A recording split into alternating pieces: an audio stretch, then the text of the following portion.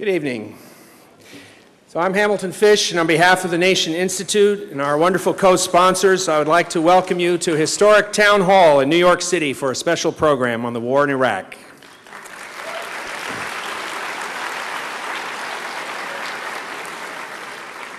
First, I'd like to recognize a few of our distinguished guests tonight. With us is the winner of the Nobel Prize for Literature, Toni Morrison.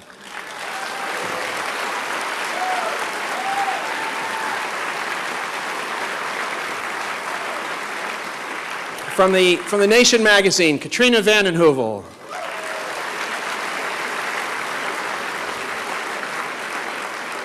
And formerly from the Nation magazine, Victor Navasky.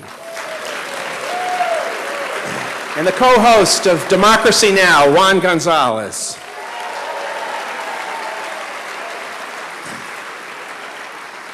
Our thanks to our many co-sponsors for this evening's event, including The Nation, Democracy Now!, Democrats.com, the Center for Constitutional Rights, Alternet, the Center for Economic Research and Social Change, Veterans for Common Sense, Iraq Veterans Against the War, Armenian National Committee, and the Public Concern Foundation, the publishers of the Washington Spectator. All right, a couple of housekeeping matters. Please take a minute to turn off your cell phones. Thank you. For those wishing to address questions to our panel, staff will circulate with index cards later in the program. Please write your question clearly, and we'll try to get to as many as we can. Immediately following the event tonight, there will be a book signing in the lobby. We gather tonight at yet another contradictory juncture in the perpetual war. Both major political parties have declined to address the reality of the occupation in Iraq. Two authoritative studies recently put the number of Iraqi deaths as a result of our presence in Iraq at above 1.2 million.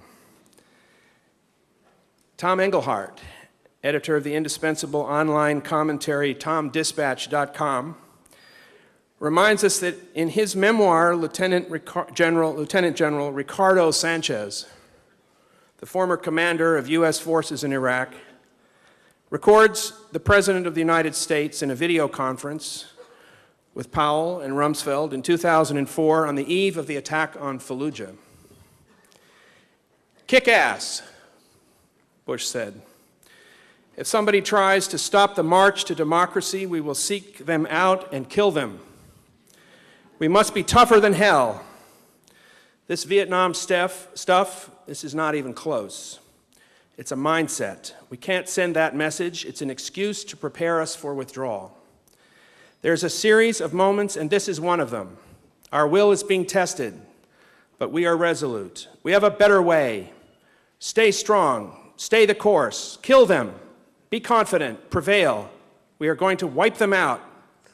We are not blinking." To help us comprehend the human catastrophe of our occupation of Iraq, past and future, we have asked four leading independent investigative journalists to join us. Jeremy Scahill, the author of the best-selling Blackwater, The Rise of the World's Most Powerful Mercenary Army.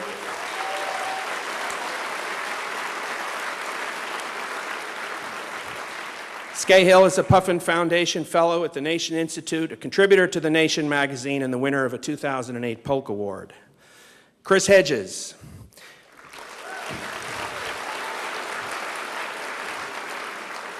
Chris is a senior fellow at the Nation Institute, a longtime war correspondent, a former Pulitzer Prize-winning reporter at the New York Times, the author of War is a Force That Gives Us Meaning, and the co-author of the new title from Nation Books, Collateral Damage, America's War Against Iraqi Civilians.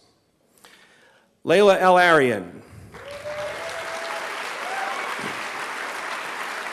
Laila is the co-author of Collateral Damage, is a graduate of the Columbia School of Journalism, the Nation Journalism Internship Program, and is now a producer for Al Jazeera English. And to steer tonight's discussion, the investigative reporter for The New Yorker, winner of the Pulitzer Prize and the Polk Award, and for the last 7 years, a one-man truth squad in American journalism, Seymour Hersh.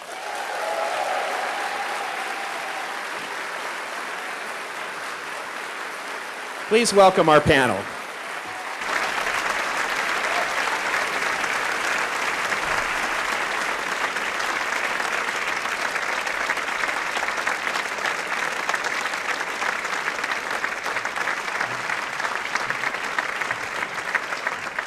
I can't help but say that Chris Hedges and I have something in common. We were both together at the New York Times in what I call BWK days, which is before William Crystal. There's two extraordinary books we're going to be talking about. But before we do that and get to that, I thought maybe just to move it along a little bit, just in terms of where we're going to go next on the eve of an election, I would ask, maybe the four of us could talk a little bit about it. How do we get out of here? What's the way out of Iraq? Is it just as simply as saying we're going to withdraw troops?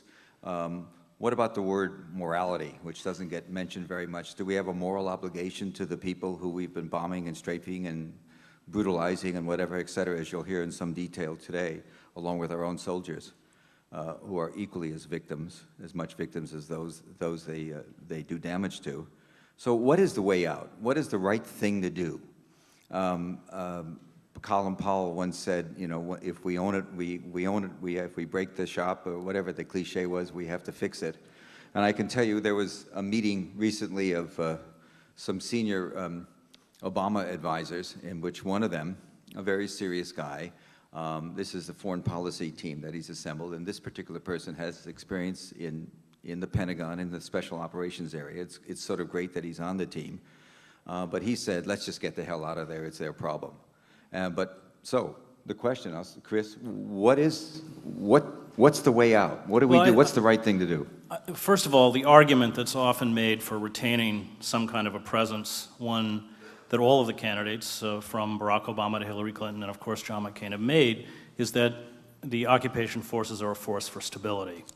And I think if you look closely at the interviews that we did with 50 combat veterans, all on the record, or you look at Jeremy's book on the mercenaries that have turned, you know, huge swaths of Iraq into the Wild West, it's clear that not only are we our presence does not contribute in any way to stability, but it is another form of violence in that cauldron of warlords and renegade militias and mercenary forces. It's just one more contributor towards daily atrocities that are visited on Iraqi civilians. That's the first part. The second part is that under post-Nuremberg laws, the invasion and occupation of Iraq is defined as a criminal war of aggression. We have no right to be there, and we have no legal or moral right to debate the terms of the occupation. You know, one of the things this administration has done, from Kyoto to the anti-ballistic missile treaty to the shredding of the Geneva Convention, is essentially destroy that delicate and important fabric of international law that was largely put in place by the United States since World War II.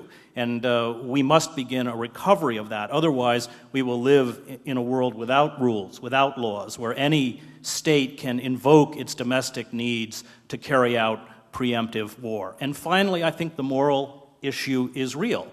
You know, we have become essentially a rogue state, one that runs offshore penal colonies where we torture, one that abrogates for itself the right to invade countries that do not pose a threat to its security. So that, you know, and I think finally, as somebody who's covered a lot of insurgencies, the only two options now are a fairly quickly ordered or phased withdrawal, or the eventual collapse of the mission in Iraq. All we need is for Muqtada al-Sadr to cut the lines, to end the ceasefire, cut the supply routes. All we need is for the Bush administration to make a strike on Iran. Iran does not have the capacity to hit the United States. It does have the capacity to inflict tremendous damage on American installations with heavy loss of American life in Iraq, and it would. So the mission is extremely fragile. And so I think finally the solution is either an ordered and a planned withdrawal or a collapse of the mission itself. But let me ask you a question. This to be practical. How do you do it? When you're talking about a plan, here's what bothers me about it. This is a country that's left with no social fabric at all. We just walk out and it becomes... Well, it doesn't exist as a country anymore. Iraq, as you know, the experiment that was Iraq following the Treaty of Lausanne doesn't exist. It is, and it will never come back.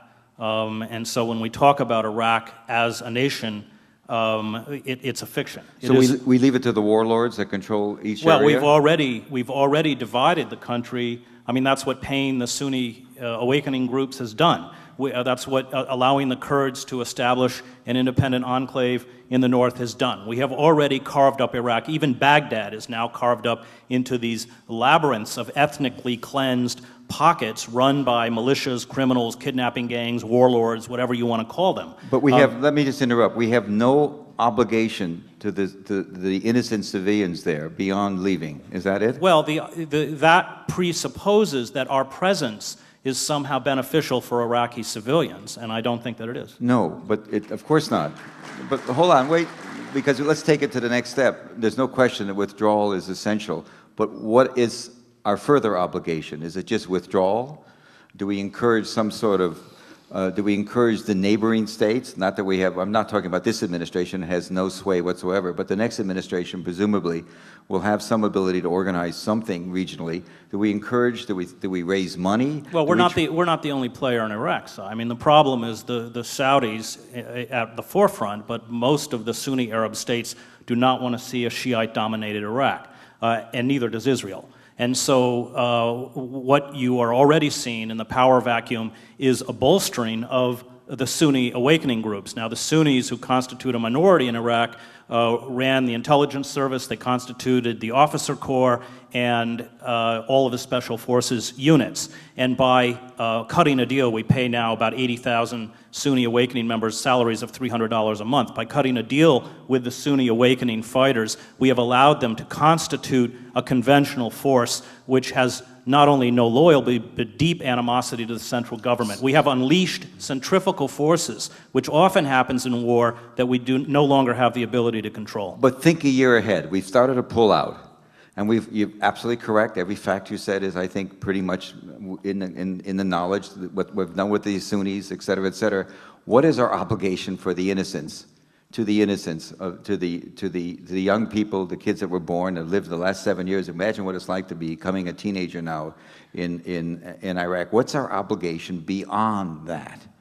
Beyond the notion that, you know, we're just another militia, as far as I'm concerned, inside Iraq. I think it's a really tough question. I don't think anybody's really dealing with it. I don't know what you think. Well, if I can just weigh in here for a second. I mean, first of all, we have to recognize something right now on the ground in Iraq, and that is that the U.S. military is actually the junior partner in the coalition that's occupying Iraq. There's a much larger army of private contractors, a shadow army made up of huge war corporations like KBR, Bechtel, DynCorp, Blackwater, the list goes on and on. 630 corporations on the U.S. government payroll, drawing personnel from 100 countries around the world. This wasn't just about taking Iraq's oil or just about a conquistador agenda in the Middle East of the neocons. This also has been about a looting of the U.S. Treasury.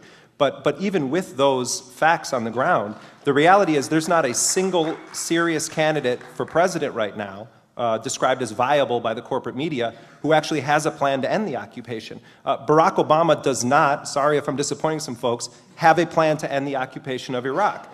Barack Obama's plan will continue the occupation, and this cuts to your question, Si. He has a plan to continue the occupation in a sort of Bush-like fashion, repackaged in a different way. The main areas of the occupation, the Green Zone, the U.S. Embassy, control of the Baghdad airport, Obama's going to preserve all of those and keep a force of 20 to 80,000 troops in Iraq. And so if we fast forward, as you're asking, a year into, let's say, an Obama administration, and Obama's plan is being implemented and he's pulling out combat brigades, he still has in place some of the hugest outposts of the U.S. occupation with no end game to remove them that I've heard from any of his people up until now, and will not commit to not using Blackwater and these other forces. So what should be done? The United States should pay reparations to the Iraqi people, engage. Well, that's what I'm... you guys are we're going to waste time if you applaud. But I'm not just throwing that out there as a bit of rhetoric, that if we have a president, which we haven't had for quite some time in this country, who's serious about international diplomacy, of course you have to... He's serious about international diplomacy. Crushing That's it, not right, how we define right. it, yeah.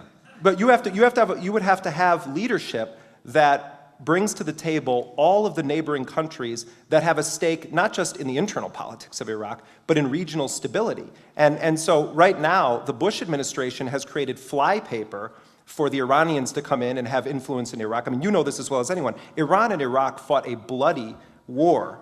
Over 1 million people killed. Many of the Iraqi soldiers who were fighting against Iran were Iraqi Shiites. So let's be clear here. This is not like, an old love affair that's being reunited. The Bush administration has given Ahmadinejad a tremendous platform on which to operate right now. The Saudis have enormous influence in certain pockets of Iraq.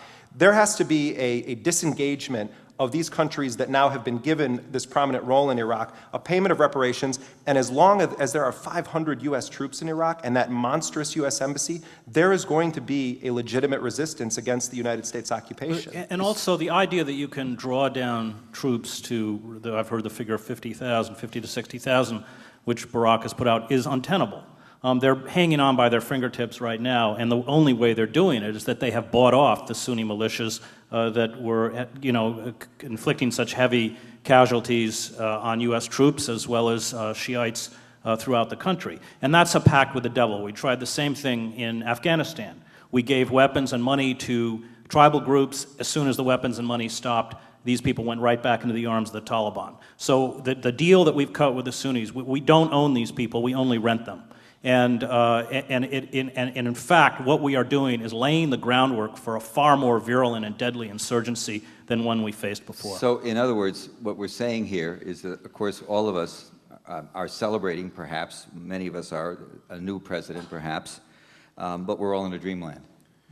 No, I think that there's a real danger here with the presidency of someone like Barack Obama when it comes to the war, because I think a lot of his supporters believe what he says, believe it when he says, I was against the war in 2004 and I'm going to end it in 2009. Please, I mean, that is not his position. But I think that the danger here is that if Obama becomes president and his Iraq policy is as it is right now, and things start to really flare up there, and the Iraqis realize, oh, Obama actually is not going to end the occupation, we could have a situation that dramatically escalates very quickly. The other part of this, which we haven't talked about, is that the Democrats have this plan to escalate the war in Afghanistan, immediately send 9,000 more troops into Afghanistan. And I've just been in Europe, traveling around.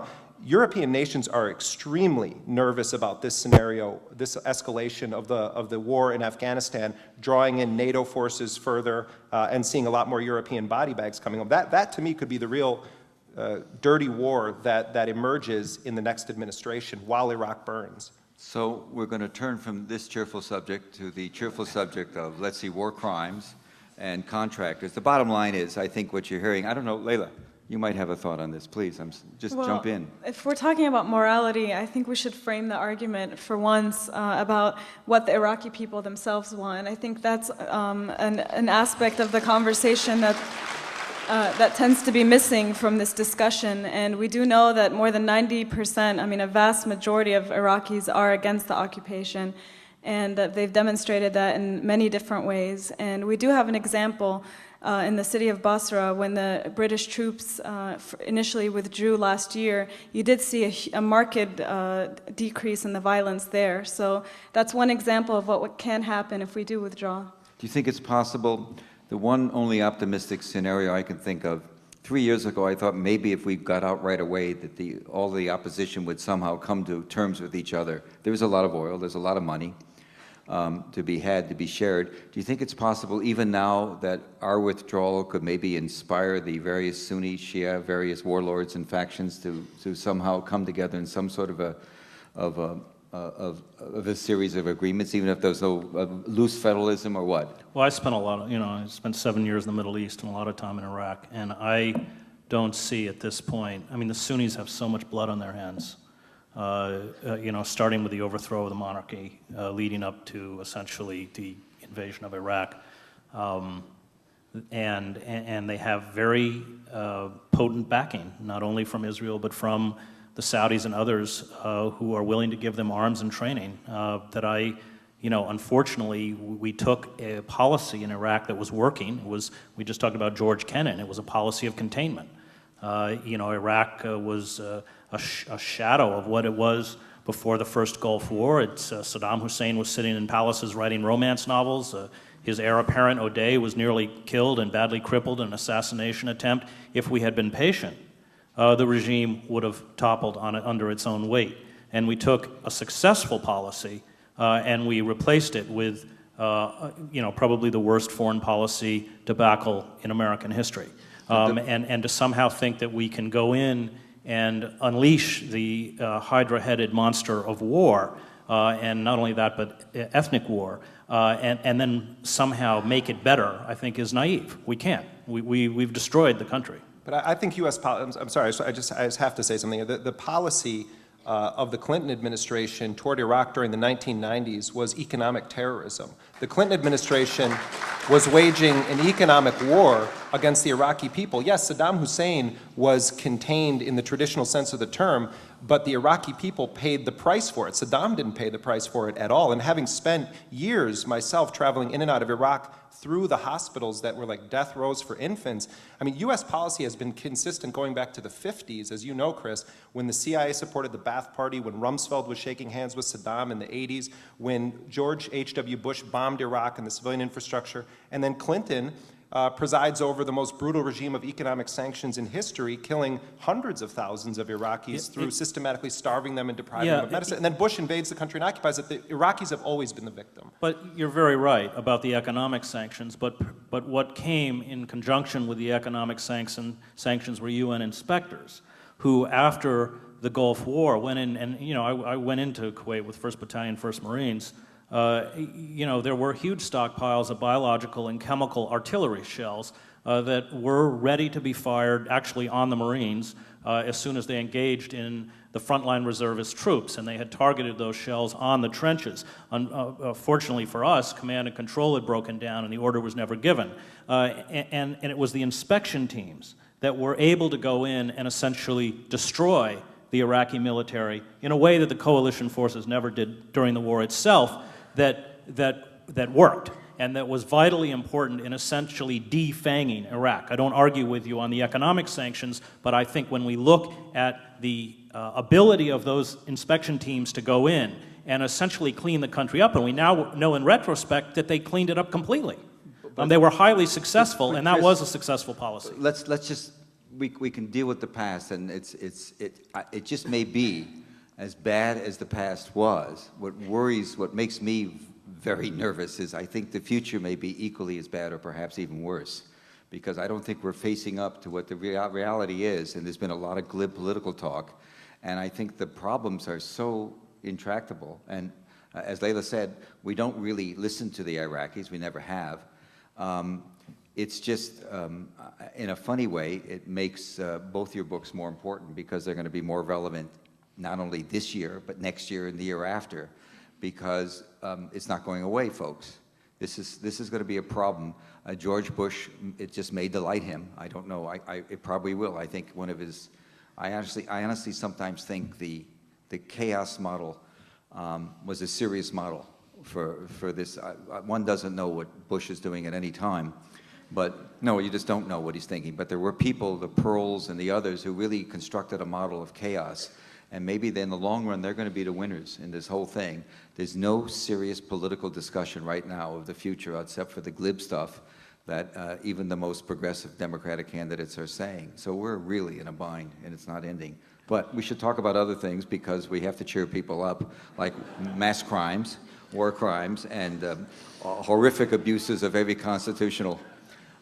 We should, Jeremy, why don't you just tell people what it's about?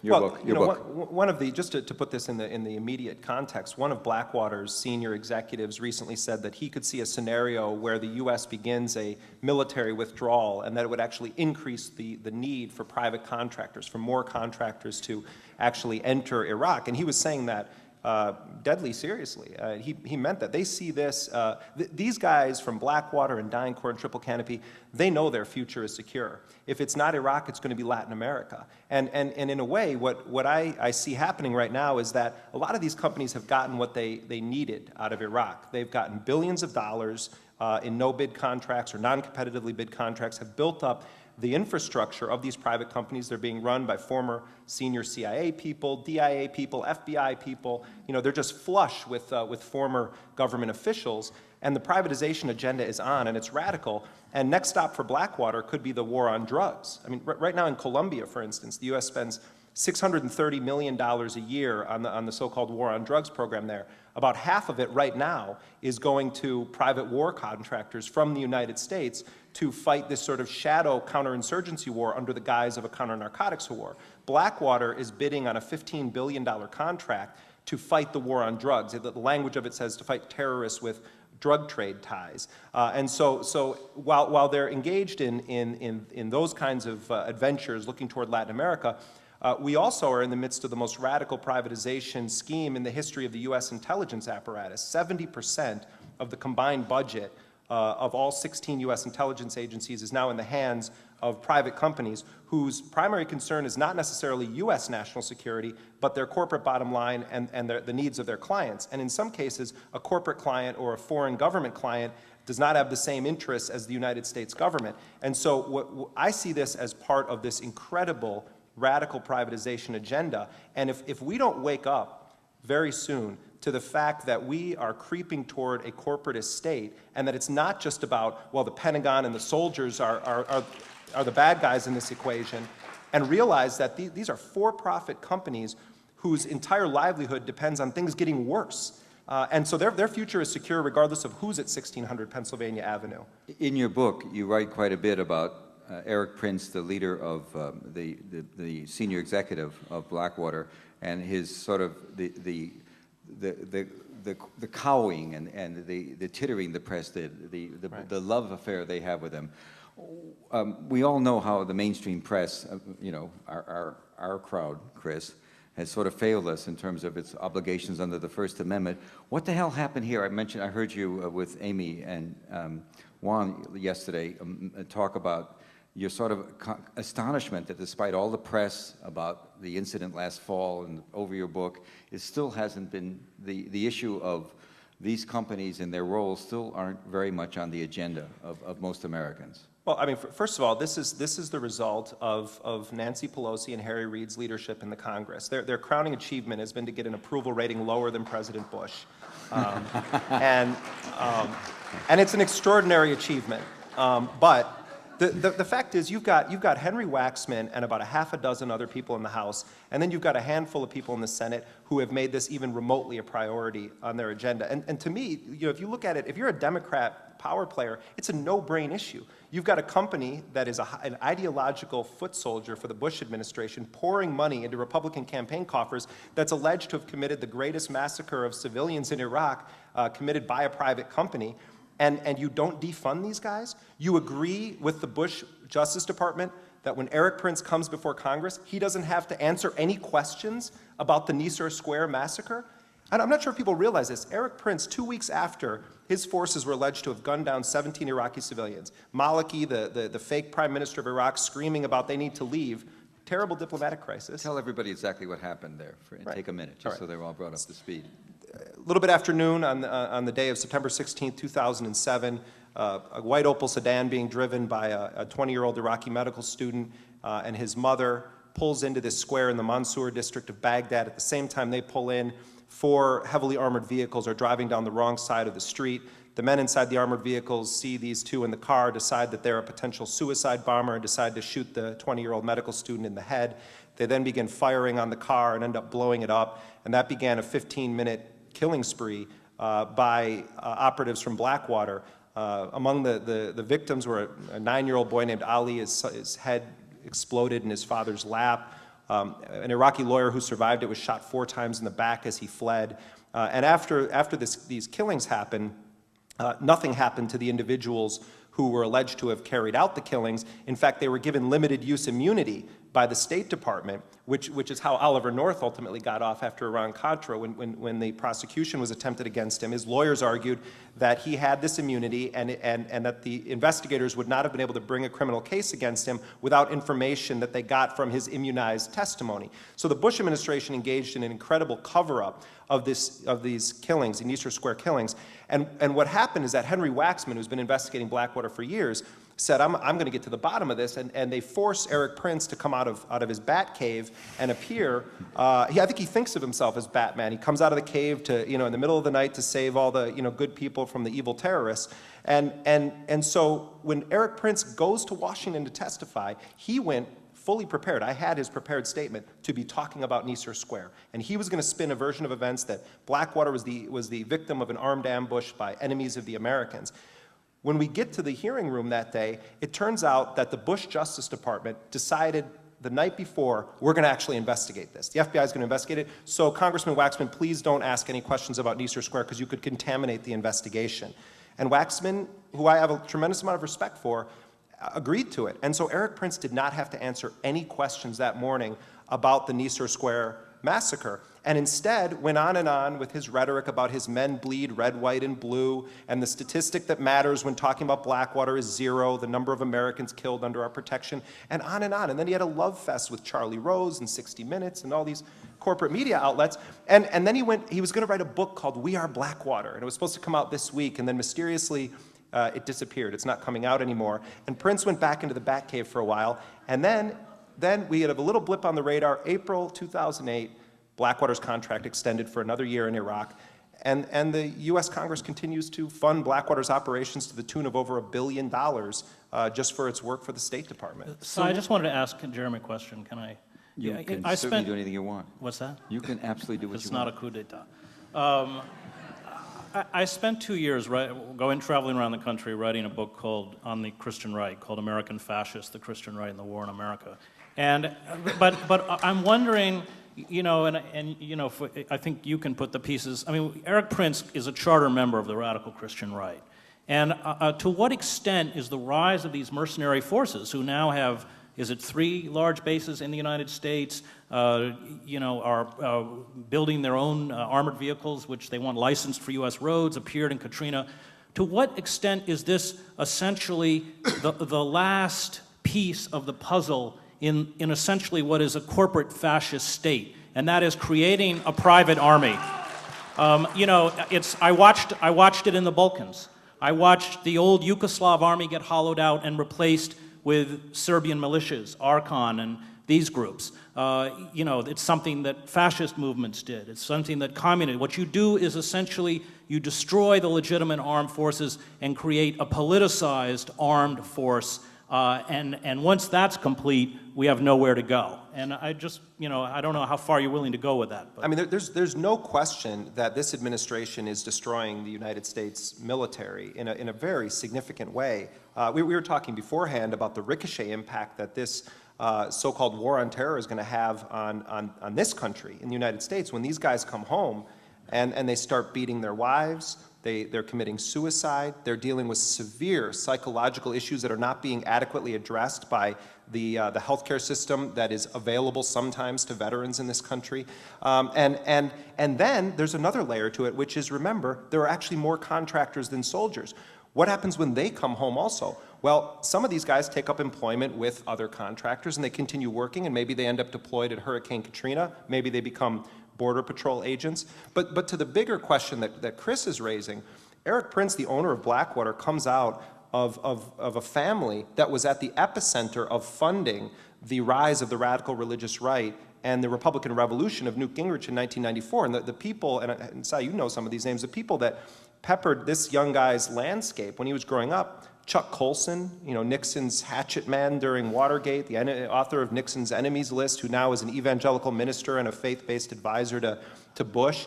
His heroes were James Dobson, Focus on the Family, Gary Bauer of the Family Research Council. He interned in George H.W. Bush's White House, but said it wasn't conservative enough for him. Eric Prince, the owner of Blackwater. So he's with all these people who they believed in the 90s that what they were doing was waging a war against Bill Clinton's secular dictatorship.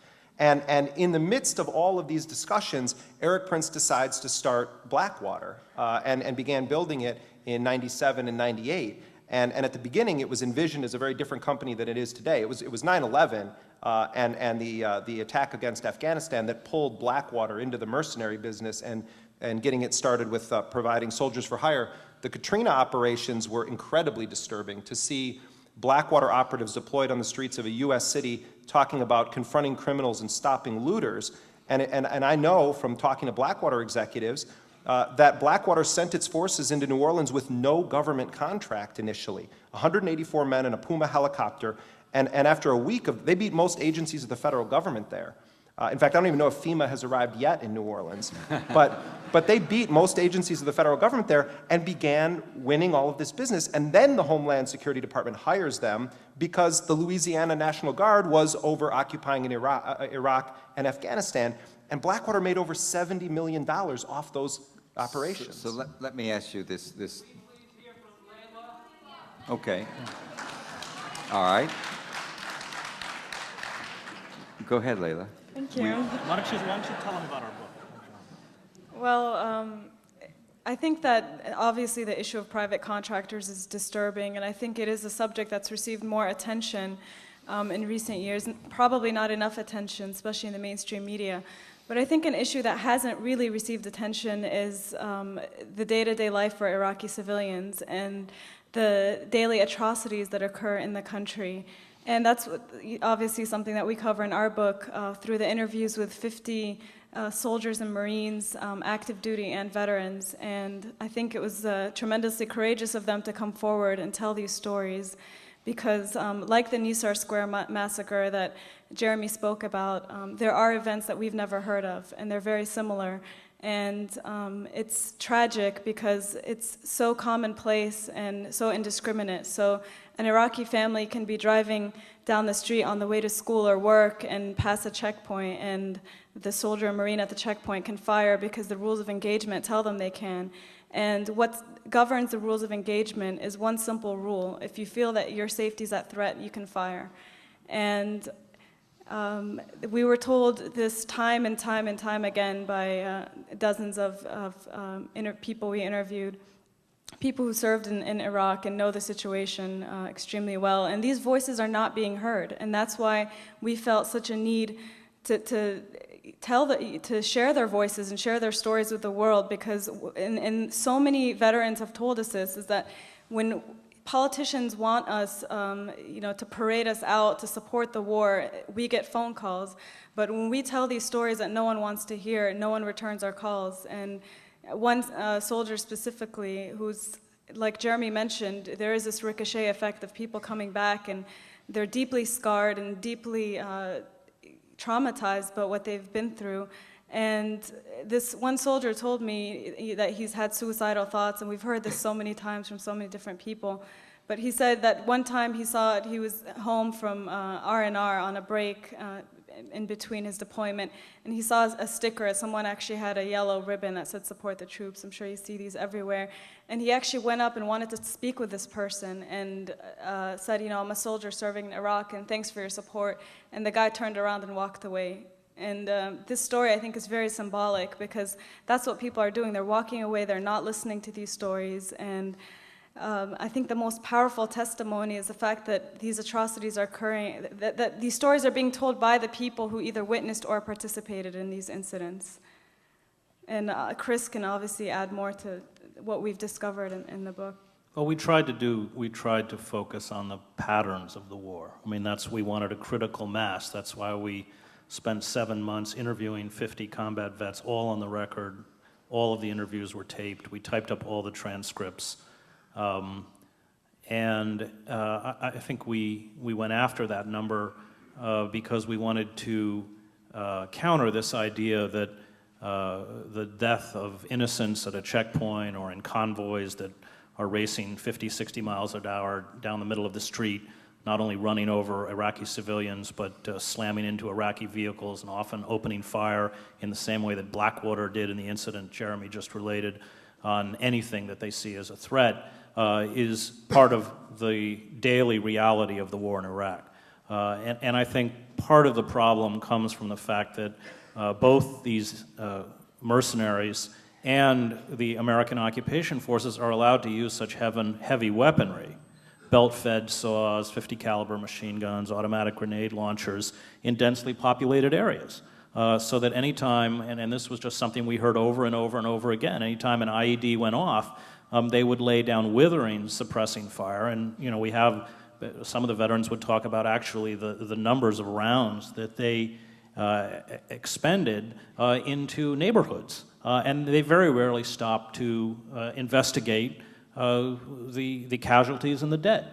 And I think, we are talking about hundreds of thousands of people who have been killed by American soldiers and Marines in Iraq.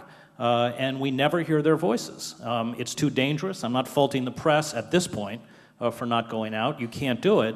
And so we went through the back door. We found soldiers and Marines who exhibited physical courage in Iraq and a lot of moral courage when they came home to get up and speak the truth about atrocities that they either witnessed or in some cases participated in against Iraqi civilians.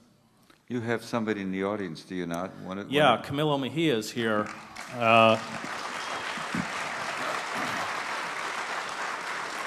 Can we bring him up? You should come up and, come on up, Camilo. He was going to say Camilo's, and his book is for sale. Camilo, I'll let Camilo tell his story, but he's a great guy. And finally, to protest the war, as an active duty soldier, refused to carry a weapon. He was stripped of his rank as a sergeant. Where is he? And tossed into prison. I don't see him. So it's precisely the kind of moral courage that we need. Hello. Thank you.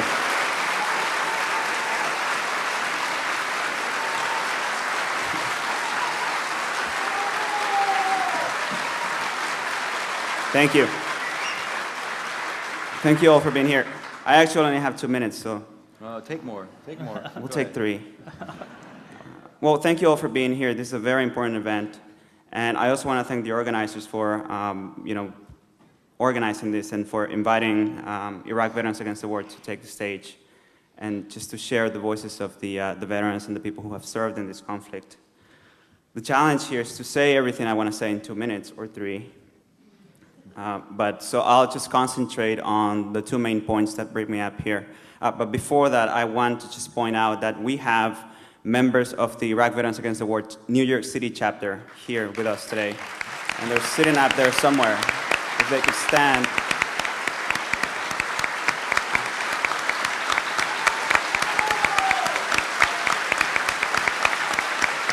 Thank you. I think the main thing that brings us here is the reality of Iraqis under the U.S. occupation, and I'll just tell you a little bit of that reality from my own personal experience. One of the memories that I carry with me is one of this traffic control point that we had in the city of Ramadi. And basically this man in a vehicle could not stop basically because his brakes were broken. So we opened fire on it, and by the time we were done firing at this vehicle, I was standing about 2 meters away from it. I just could not see any traces of humanity left in what was in that car. It was just a bundle of flesh and blood. And just seconds ago, this had been a living, breathing human being who just had bad brakes. And I remember that when we left that site, which was next to our Ramadi's biggest mosque, we did not remove the vehicle. We left that site there. So this was the first thing that Iraqis saw when they woke up in the morning on their way to their mosque and their schools and things like that. Another memory that I have with me is when, right after a firefight, my squad was ordered to go on a search and destroy mission because they thought that there were some remaining enemy in the low ground next to the Euphrates River. And on our way to this search and destroy mission, we walked by the body of this man who had been decapitated by our machine gun fire. And the reason he was decapitated by our machine gun fire was that he was approaching the battle site, and he would not stop. So they opened fire on him with the M50 caliber, the 50 caliber machine gun.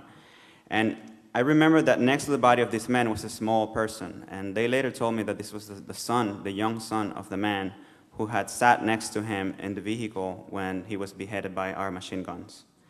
And one of the things that struck me the most when I was writing this, because this is all in my memoir, was that I could not remember the face of this person. I could not remember that it was a child. I could not remember that it was, if this person was sad, crying, or anything. My memory had basically just erased all of these details, because perhaps because it was just too painful to bring with me and to have on the surface.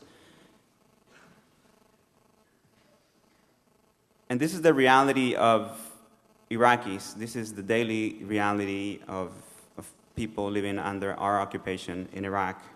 And this is a reality that is being kept from the public. We're not being allowed to experience the war. And I think that's one of the main problems with the anti-war movement, is that for a lot of people who are engaged in ending the war, it's an abstract thing, because we don't see the images, because we don't really get the first-hand account of what's happening there. And that's why it's really important that we support these two books here today, because in order for us to take ownership of the war, we have to experience it, and this is a great step towards that direction. So I encourage you all to buy those books and to read them and to become outraged and to take action. And along those lines, I'll say that we, Iraq Veterans Against the War, we held our hearings about our own personal experiences in both Iraq and Afghanistan. And there's a forthcoming book called The Winter Soldier coming in the fall. So I ask you to get behind that book as well, and to get behind the voices of veterans and military active duty and reserve. And these are the realities that we are dealing with upon returning home. These are the memories that we have to live with. And this is not something that we're in a position to leave behind. This is something that we carry with us. You live the war, but you live the war zone, but you bring the war with you. And these memories and this pain that we bring, we have two choices. And one of the choices is to become victims and to commit suicide. And there are many ways to commit suicide, and not necessarily just by taking your life in the physical sense, but by committing spiritual suicide. Or by taking that pain and turning it into something powerful and turning it into a driving force, which is the driving force behind Iraq Veterans Against the War's effort to end the occupation of Iraq. And I wanted to just basically make a comment on what Jeremy was saying, that there's a real danger when people feel that a particular presidential candidate is going to end the war, that, you know, that's just a wild fantasy. The only way that we're going to end the war is by taking people outside of our comfort zone and going into the streets and protesting. And we're doing our part in the military. We have over 16,000 people who have decided for one reason or another not to return to the war in Iraq. And we are organizing that resistance. And I make you the promise that Iraq Veterans Against the War is not going to stop. We're not going to stop our efforts until we make it impossible for the US government to continue relying on the military to fight its illegal wars of aggression against people like the people in Iraq and Afghanistan as well, and other places. We are no longer going to continue obeying unlawful immoral orders. We are going to stand for justice, and we're going to reclaim the language, and we're going to end this war, but we need your help for that. On a side note, because I think I've gone over my 3 minutes, just talking about cheerful news, I just wanted to share with you that the Canadian Parliament just passed a motion today to allow war resistors from the US to stay in Canada. So this motion is being challenged by conservative sectors in Canada. So I also would like to request your help and to ask you to put pressure on the Canadian conservatives and to just continue supporting GI resistance and to continue standing behind independent journalism, particularly those who dare to speak truth to power. So thank you all for being here. Support GI resistance.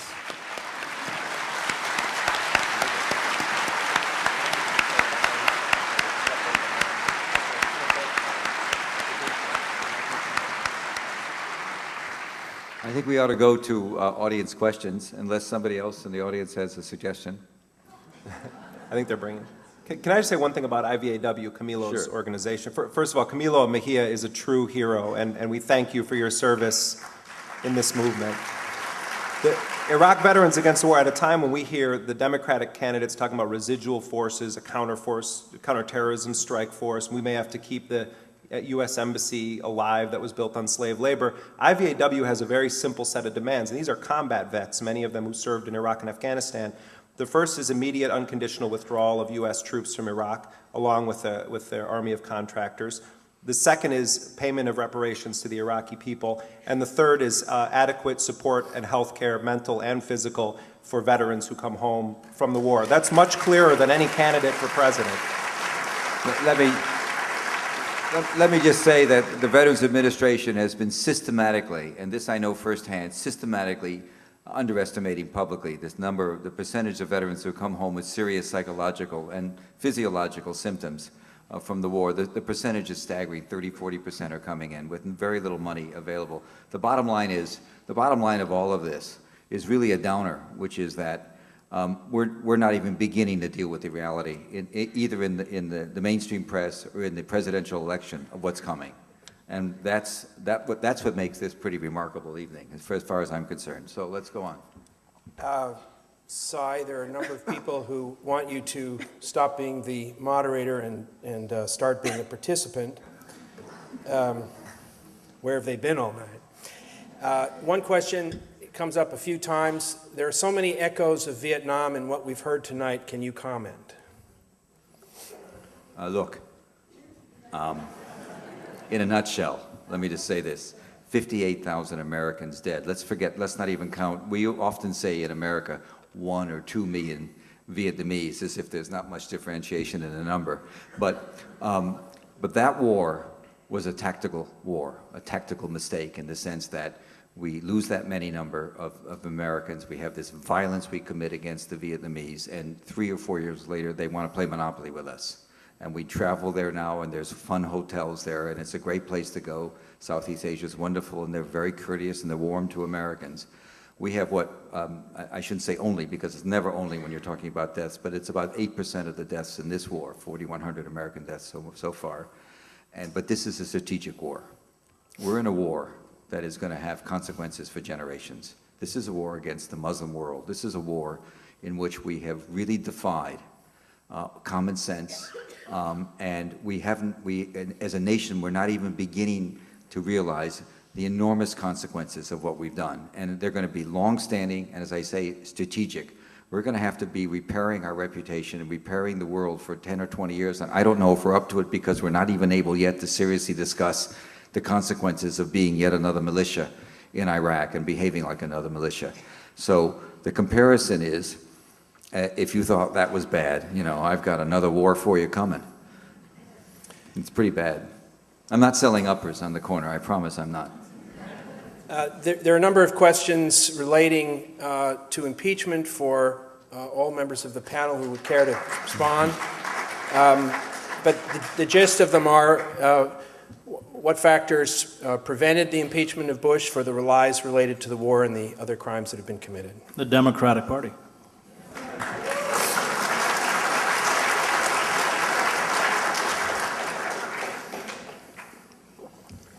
Move on. I don't think there's another one. Great answer. There are a number of questions about Kurdistan. If we pull out of Iraq now, what would be the future of Kurdistan? Is there one question? One questioner asks if we pulled out of Iraq, the questioner asks, would the terrorists run up and destroy what America fixed? In Kurdistan? Well, there's no way the Syrians, Iranians, and Turks are going to allow an independent Kurdistan. As long as it has a kind of federalist system where it's nominally associated with a country called Iraq, they can live with it. They don't like it. You'll see cross-border incursions, as you did a couple months ago when they went after the PKK stronghold up in northern Kurdistan. But if Iraq unravels, I think the most likely scenario is that there may very well be a thrust by neighboring states to seize whole chunks of Iraq,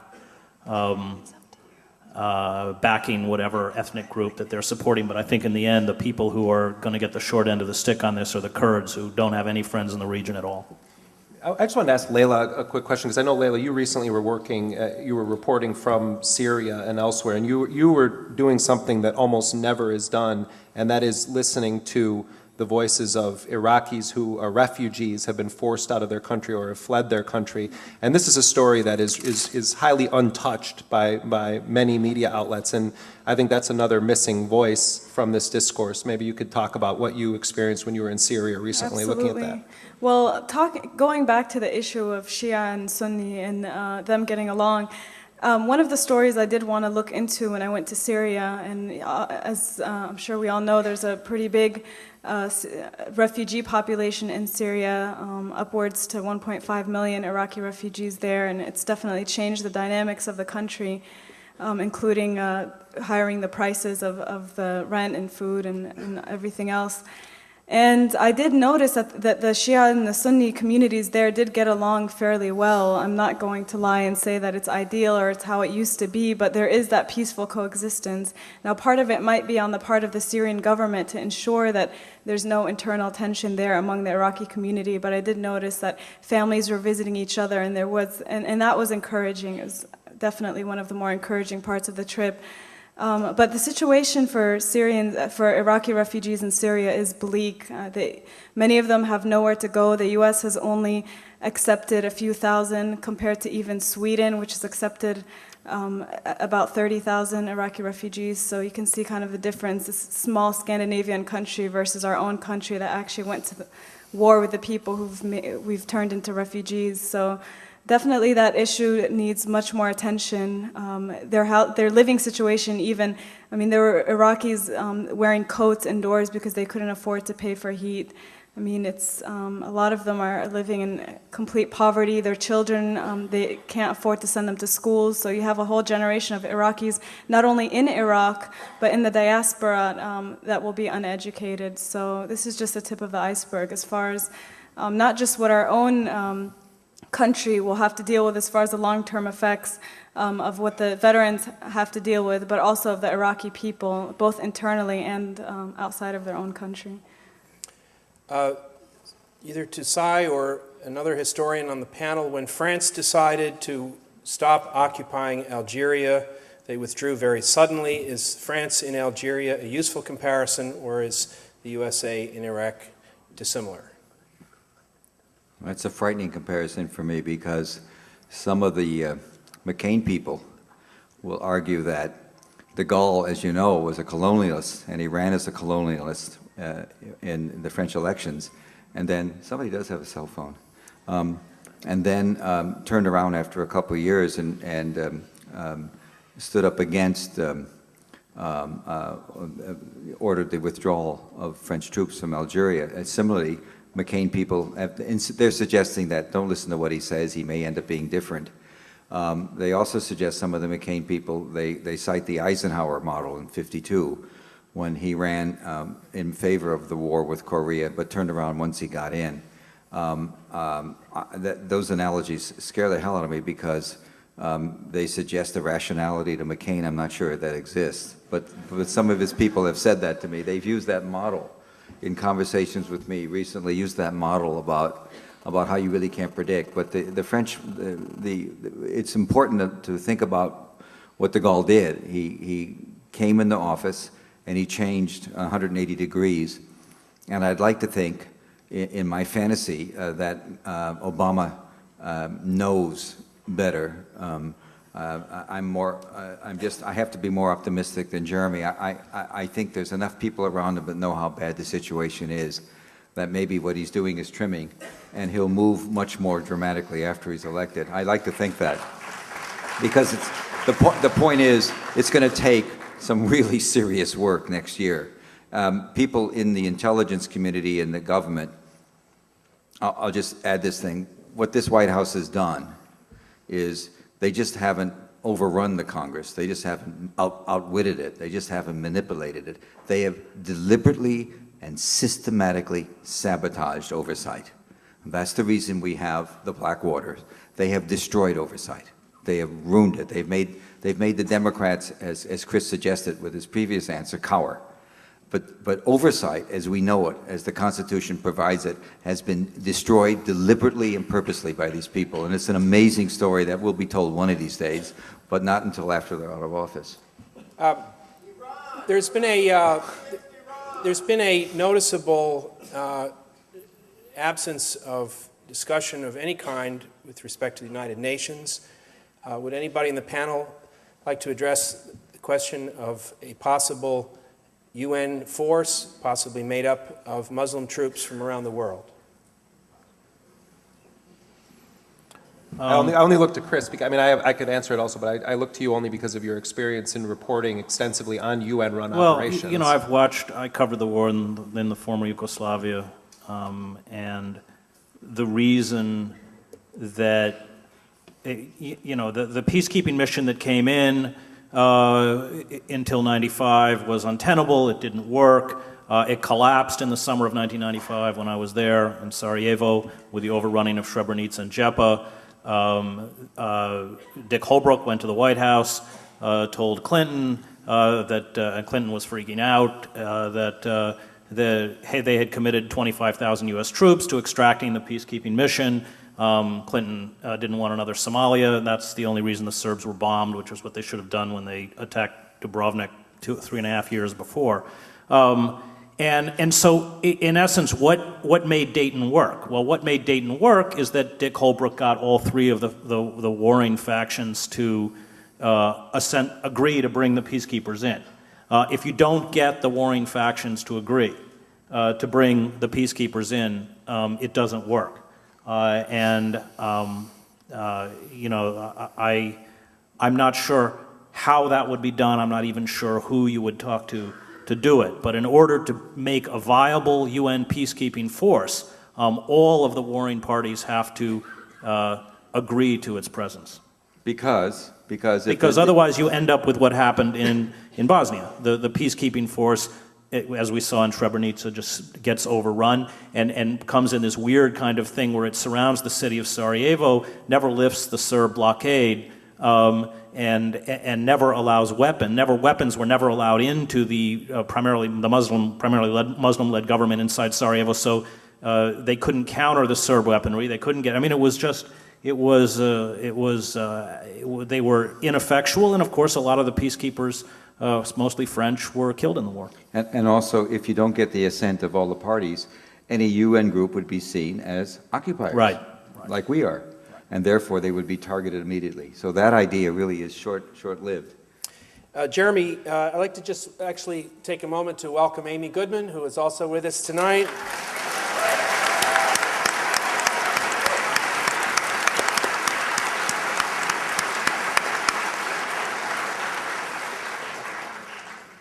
Jeremy, one day after you covered on Democracy Now! Obama's plans to continue the occupation via private contractor forces, the Clinton campaign announced her intention to ban these contractors. Do you think this was a serious and comprehensive offer? How has the American public missed has the American public missed an opportunity of significance in the corporate media's refusal to cover the subject? First of all, hi, Amy. I just have to correct one thing about it. That was not exactly what I reported. I did a story for The Nation magazine called Obama's Mercenary Position. I did not intend to do a story only about Barack Obama. I wanted to look at both Obama and Clinton's positions on the future use of private security companies like Blackwater, Triple Canopy, and DynCorp. Obama's people were somewhat reluctant to talk about it, but ultimately did make some of the senior foreign policy people available for on-the-record comment. Clinton's people played hide and seek with me for 10 days. And when I eventually got on the phone with one of her top foreign policy people, he told me when I started asking questions, oh, I'm actually not the right person to talk about this, we have to get someone else for you. And they wouldn't so much as issue me a statement, they stopped returning my phone calls. Anyway, the short of it is that we went to press with the story and focused it in on Obama and said in the piece that Hillary Clinton would not make anyone available from her Senate staff or her campaign staff. And Obama's people took a bit of a hit on the piece because they were forced to admit that Obama can't rule out using these companies because his Iraq plan calls for actually a surge in the presence of diplomats on the ground in Iraq. Who guards the diplomats? Well, it's Blackwater, Triple Canopy, and DynCorp. And that Obama would not sign on to legislation sponsored by Bernie Sanders in the Senate and Jan Schakowsky in the House called the Stop Outsourcing Security Act, which would effectively stop the use of these companies in Iraq and Afghanistan. The day after I did that story, Hillary Clinton releases a statement on her Senate website saying that Hillary Clinton is going to co-sponsor legislation to ban Blackwater and other private security companies in Iraq 5 days before the Texas and Ohio primaries. Let me say this, Hillary Clinton has been 5 years on the Senate Armed Services Committee. She has been missing in action and words on this issue. While I welcome the fact that Hillary Clinton has become the single most important political figure in the U.S. to call for their banning, I look forward to her making this her top legislative priority when she's back in the Senate. Just in response to something that Sai said, though, about my view of Barack Obama, listen, most of my best friends are in love with Barack Obama. I'm not trying to break up anyone's affair with Barack Obama. I just want you to cheat on him a little bit with conscience on the war, and make him be the candidate he says he is. Hold him to those terms. No residual forces in Iraq, no keeping that U.S. embassy, no green zone, and a faster timetable for getting the troops out. But on this issue, Obama actually is one of the only people in the Senate who understands this issue. He's the sponsor of legislation I've been very critical of, but it is the leading legislation that has a chance to pass dealing with these companies.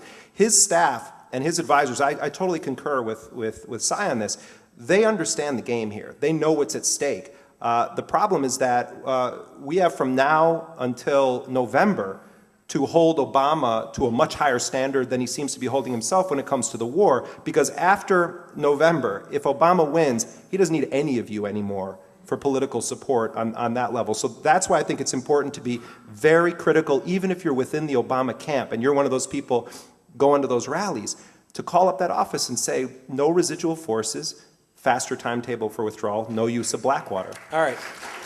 Laila? Laila, could you discuss the ramifications of the millions of refugees living or surviving abroad, and also the plight of women and specifically widows? I've heard muffled reports about widespread prostitution as a means to survive and feed children. How widespread is this in the Iraqi diaspora? Well, as far as the general situation of Iraqi refugees, as I mentioned, it's bleak. Many of them are no longer getting accepted to the countries that were accepting them. There's only a handful of countries, including the US and Canada and Australia, that are actually accepting refugees. And like I've said, we've only accepted a few thousand, and we definitely have a lot more work to do as far as getting these refugees accepted. And even after they're accepted, we have to actually resettle them, and that takes a whole process to resettle these refugees and make them feel comfortable in their new home. Now, when I was in Damascus, I actually did a story for an Australian newspaper because there were a handful of Iraqi Sabian families. Sabian Mandians are a minority faith in Iraq. They were a thriving community before the war, and like many minority communities in Iraq, after the invasion, our invasion basically almost made them extinct because they were targeted by different groups. A lot of the fathers and the head of households in those families were killed, some of them beaten to death by angry mobs, and many of them were forced to leave their communities that they've known for thousands of years. Again, it's a pre-Christian religion, so it's thousands of years old, and they've had to, some of them go to Syria and resettle, and they really want to move to Australia, the specific families that I interviewed, because that's where their church and their community is located.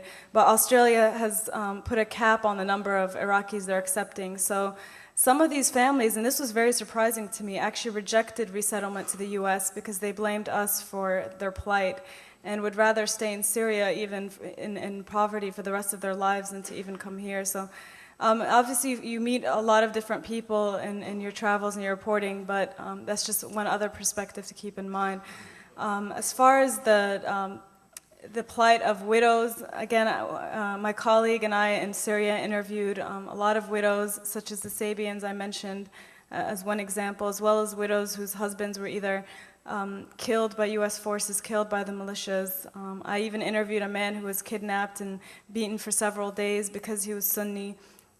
And there are reports of prostitution, primarily in Syria. I'm not sure what the situation is in other countries. Jordan and Syria are the two main countries that have taken in the refugees. But this is just a normal consequence of war. I'm sure Chris, who's covered wars for the past few decades, 20 years at least, can describe that prostitution, when people are desperate, that's what they turn to. And that's just another tragedy in this whole situation. Laila, do you have a sense of what the approximate population was in Iraq before the occupation and what it is now?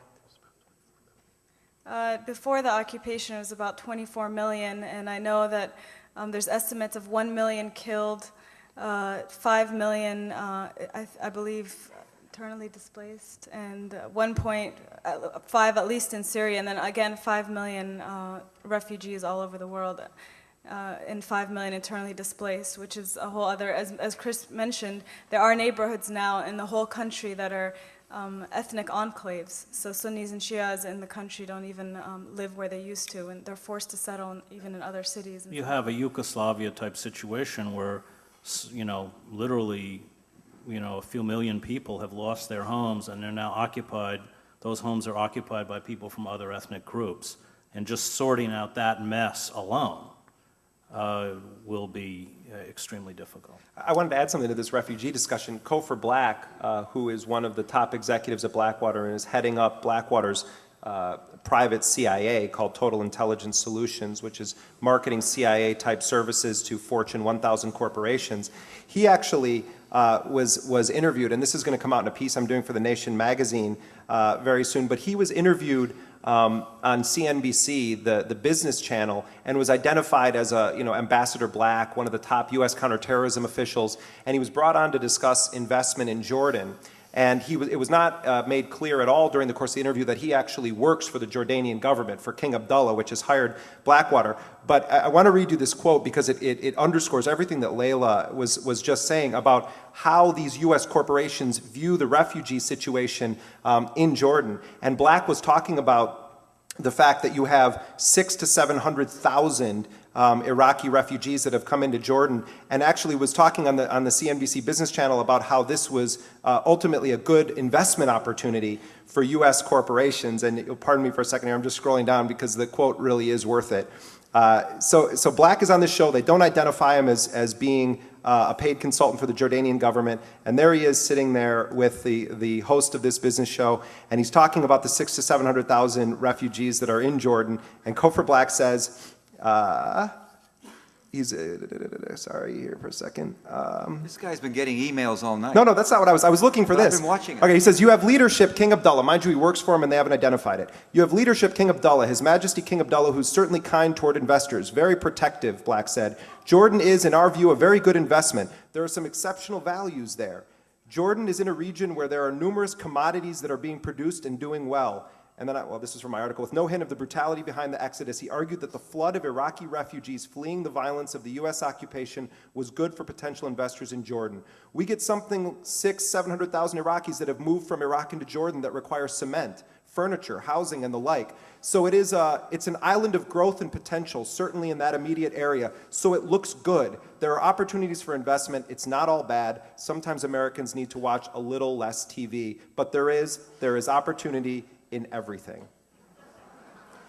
Jeremy, the only thing that's harder to swallow than a journalist who won't accept a United States senator's endorsement of his position is a journalist who quotes himself on a panel. I was quoting Cofer Black. This is hot off the presses. This is going to come out tomorrow. There's a series of questions that are a kind of offshoot of the impeachment question, maybe a little more textured. Alphabetical. What Is is this a the Quaker chance, meeting? What's going on? Is everybody going to stand up and say something? What is the chance of Bush ever being held by a foreign government and tried for war crimes? And then, and there is actually an important technical implication here. And then also in England recently, an activist attempted to effect a symbolic citizen's arrest of John Bolton for war crimes. Is there any realistic possibility that any of the architects of the Iraq War would be brought to account in an international war crimes tribunal in the foreseeable future? The Bush administration doesn't recognize international law, and Clinton, I mean, Clinton supported this system of ad hoc tribunals where, you know, war crimes are committed by people like the Serbs in Yugoslavia and in Rwanda. War crimes are not committed by the United States government. And there actually have been suggestions and legislation aimed at extracting U.S. officials or soldiers who would be brought up on charges in The Hague to send the U.S. military in to get them out of the country and extract them. So, but I mean, the Center for Constitutional Rights has done incredible work in trying to hold Rumsfeld, Cheney, Bush accountable for torture. And my understanding is they intend to try to do exactly what the questioner is asking, and that is hold these guys responsible if they travel abroad after they leave power. Sai, any thoughts? I mean, Spain, of course, played an important role in the Pinochet arrest. I just want to get him out of office. Let's go to the top deck up there, who clearly must have sacrificed their tickets to watch Pedro today. Anything about Iran? The questions from the audience: what is the likelihood of a U.S. attack? What are the real consequences in the region of such an attack? Can such an attack be stopped? Could such an attack be contemplated by an administration that succeeds the present one? I hate to do this, but I mean, Sai, you've done an incredible amount of reporting on this. So and I actually think maybe a lot let of people Sai value take that one, hearing Jeremy. your thoughts on it. I'm actually writing something now about this, so I have to play coy, which I'm sorry that question was brought up. It's not professional for me to talk about it, except to say that this has always been an agenda, and this is a president, and I guess I can say I know this as well as I know I'm sitting here, who firmly believes that if the Democrats win, they will not do what he thinks is necessary. And he is somebody who views himself as, who's not appreciated now, but he always talks privately about how Churchill was, if you remember, in '46 when he came back, he was defeated as prime minister. He lost the election. He won again in '52, but he talks about that it'll be, what I'm doing now, they'll appreciate me for in 2 decades or so. They won't realize now there'll be a lot of dissent. So it's still very, very much on the table. And everybody that thinks that Mr. Gates and the Chairman Mullen won't do what the President authorizes don't understand America. I mean, the problem was losing Fallon. Fallon was the firewall, Admiral Fallon, head of CENTCOM, against an attack on Iran. And it's more, well, I mean, okay. Sai's knows it better than I do, but Fallon was an important impediment because when Cheney wanted to send the 3 aircraft carrier groups, Fallon blocked them. Fallon was very clear, and correct me if I'm wrong, that was not going to happen. I think the words were on his watch. There's no 4-star general that can countermand anything Cheney wants to do.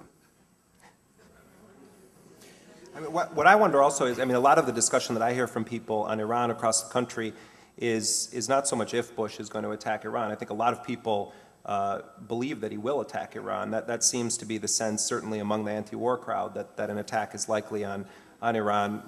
But a lot of the discussion is, would it be a scenario where they would do a Kosovo-style operation where it's an air war, or like the Israelis did against Iraq in the early 80s, where they go in and take out a facility they allege is a nuclear facility?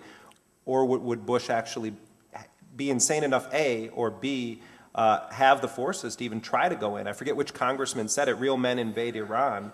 I mean, the U.S. is being militarily defeated in Iraq right now by a resistance that's also killing itself. while at the same time defeating the mighty U.S. military. You know, to me, that really boils down to it for a lot of people, is the question of would they attack from the air or attack from the ground? I think they'd attack from the air. I don't think they have the troops to go in on the ground. There was an article during Bush's visit to Jerusalem. There was an article that briefly appeared on the website of the Jerusalem Post where saying that Bush advisors had assured Israeli officials that they would hit Iran before he left office. That, as it got out to those of us who follow the Middle East, was ripped off the website very quickly. But there are certain indications that this is still very viable. And again, unfortunately, Cy can't talk, and he knows more than all three of us put together on this issue. But I do know that, can talk a little bit about the consequences of a hit on Iran, which would truly be catastrophic. Not only would oil often become impassable in the Strait of Hormuz, and of course double overnight, but it would be, I think, interpreted throughout the region as an attack on Shiism. You have a Shiite majority in Iraq, a Shiite majority in Bahrain, 2 million Shiites living in Saudi Arabia, many of whom work in the oil sector, huge Shiite minority in Pakistan. This would, the proxy Shiite groups like Hezbollah would certainly come to life. I mean, the possibility, Iran, which doesn't have the capability to hit the United States with any conventional weapons, can certainly hit Israel. Israel would certainly retaliate. It does have the capacity through its, I think its longest range missile is 1,100 miles. These could be targeted on American installations in Iraq, including the Green Zone, with tremendous loss of life. I mean, the whole show could unravel. And unfortunately, although it's pure insanity, I think it remains, we all have to hold our breath. It remains a possibility. Cy, I take it that Jeremy may be willing to quote himself, but you're not willing to scoop yourself. It's just a question of a professional thing, that's all. I would say that watch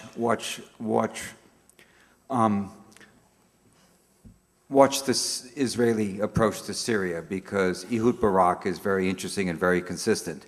And in 2000, when there were serious talks going on at Camp David and in West Virginia, if some of you might remember, the big issue for Barak when he was prime minister was he wasn't going to make a settlement with Arafat. He wanted to make a settlement, if you remember, with Syria first.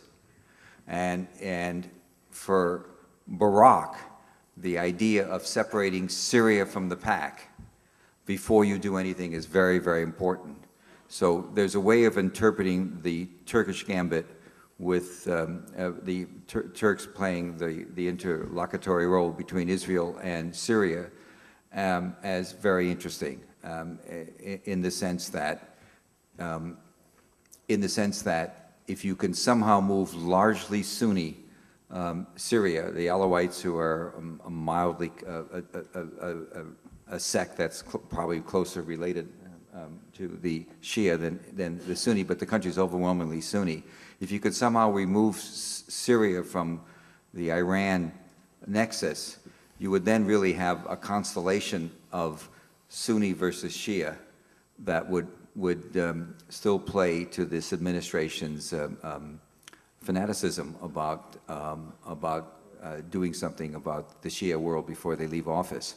So you can see the approach of the Israelis to Syria as something that could possibly tell you what could be coming down the pike. And I could also tell you that you also have to watch the election, because if McCain's in trouble, that also might have some implications for what might happen. All of these things are on the table. And I would just say this. I do know these guys. I've been much more inside than I can probably even say until it's over. But they're going to be lethal until 11:59 a.m. on January 20th, 2009. It's not going to end with the election, no matter who wins.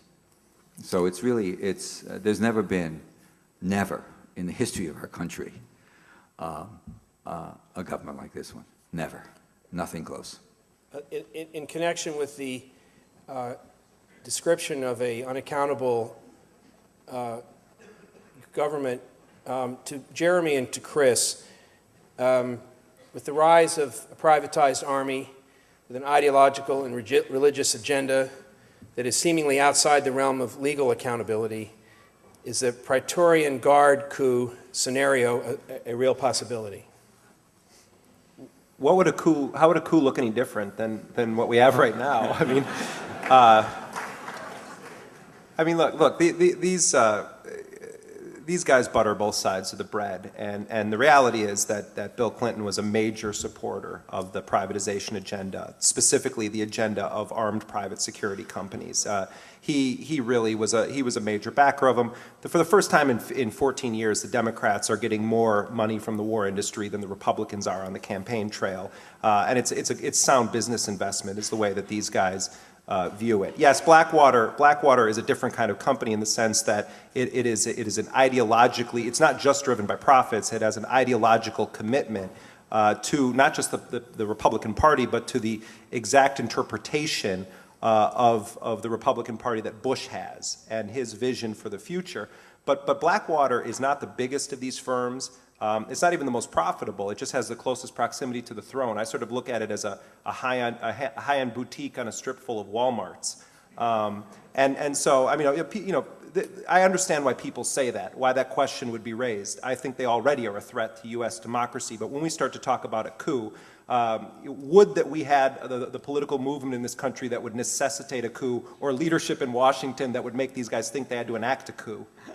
Well, what we're undergoing is a coup d'etat in slow motion. And they are hollowing out the military. If you look at the salaries that these Blackwater operatives are paid, they have drained the intelligence community, the special forces community, and what they're doing is leaving essentially the military infrastructure as a shell. 800,000 jobs now in the U.S. military are handled by private contractors. And it is the destruction of a military which, ostensibly at least, has an oath to the Constitution, replaced by private mercenaries who don't come without a political agenda. They come with a right-wing, Christian, radical agenda. And I think what terrifies me is that, we're probably 1 to 2 terrorists attacked from a police state. Wow. Laila, do the troops serving in Iraq welcome the actions of anti-war protesters, or does it, quote, hurt their morale as the right would have it?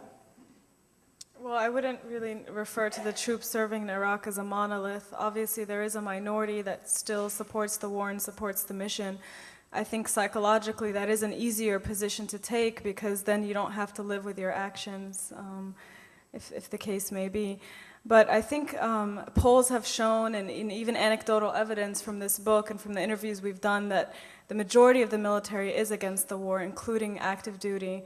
And as far as if they support the actions of anti-war protesters, absolutely, I would say, at least from the anti-war soldiers I've interviewed. And in fact, I think they wish that the anti-war movement were more vocal and more effective.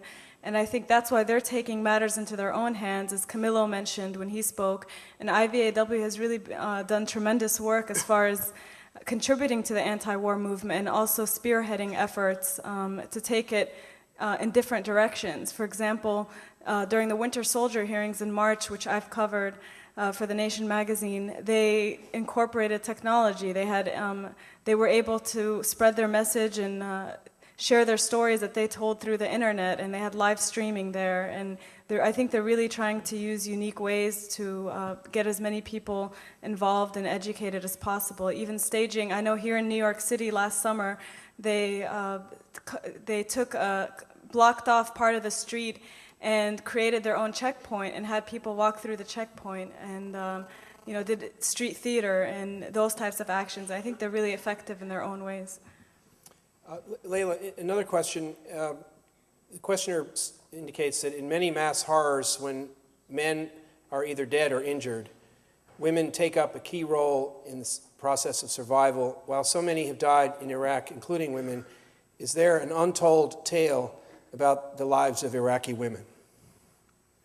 Absolutely. I mean, we talked about that earlier, the plight of widows both within Iraq and outside of it, trying to support their own families. And let's not forget that this war isn't the first time the Iraqis as a people have witnessed war and trauma and losing the head of the household. I mean, this is a people that have gone through sanctions, years and years of devastating economic sanctions that decimated the entire population, including infants who Jeremy mentioned were practically on death row in hospitals because they didn't have the medicine to save them.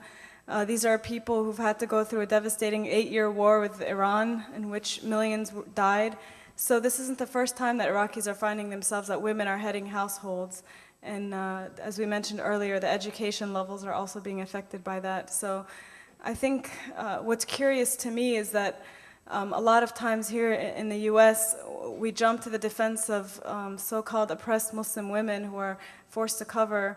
And that's a good cause if they indeed are forced to cover, but we don't talk about Muslim women in terms of what they suffer when, for example, we occupy their lands, such as we did with Iraq. So for those who are, like me, activists on women's rights and vocal about that, I think that's another way of looking at the whole situation.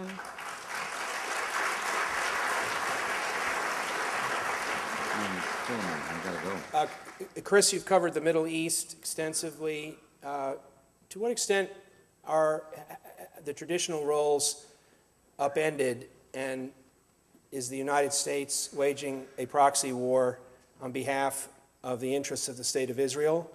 And if that's too sharply drawn, to what extent are the interests of the State of Israel reflected in the American occupation of Iraq?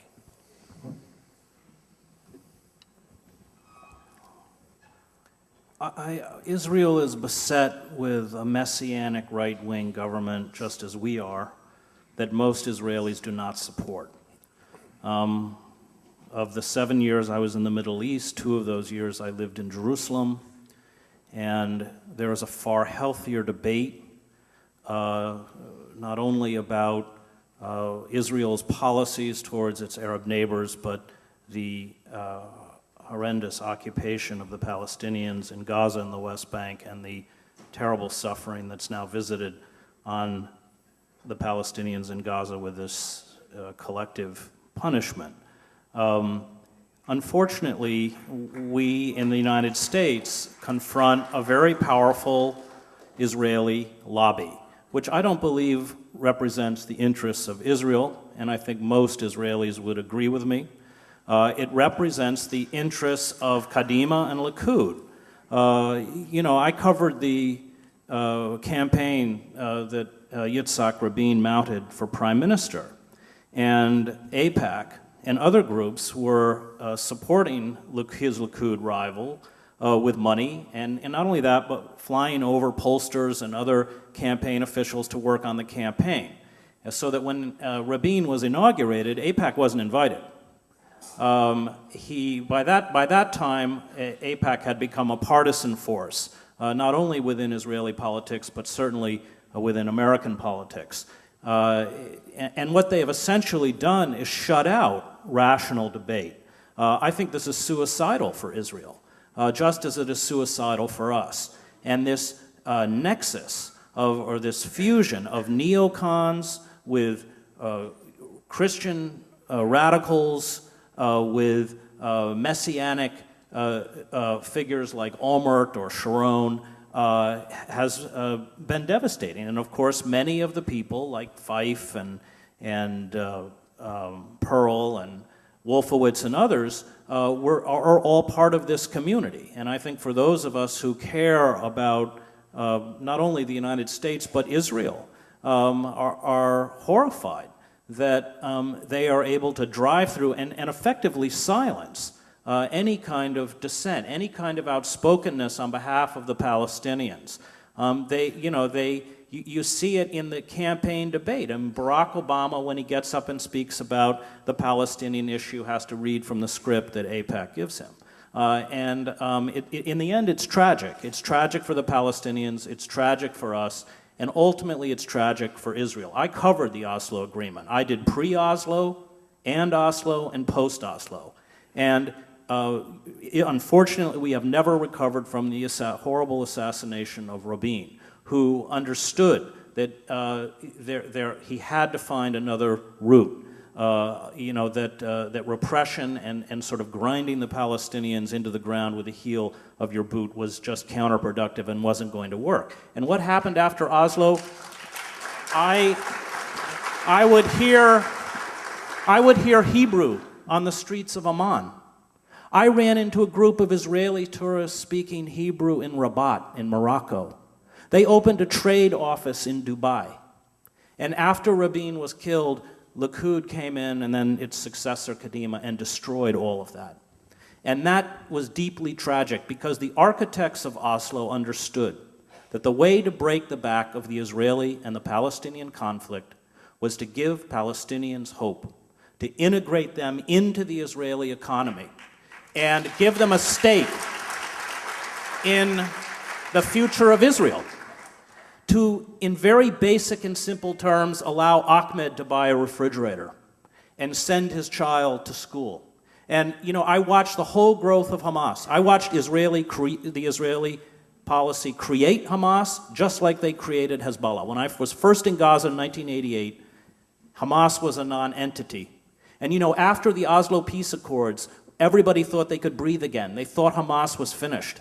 And 80 or 90% of the women who were covered took off their headscarves. They opened beauty parlors where they were getting their nails done. It was this window, quite moving window, into people who thought it's finished. We can just have a normal existence. And then everything got rolled backwards. So unfortunately, I think the quote-unquote or so-called Israeli lobby in this country is doing a deep disservice to our own country and to the state, the Jewish state they purport to defend.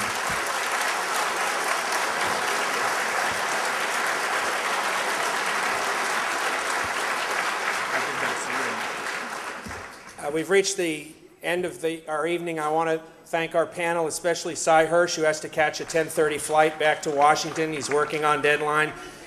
Please give our panelists a big hand. Thank you.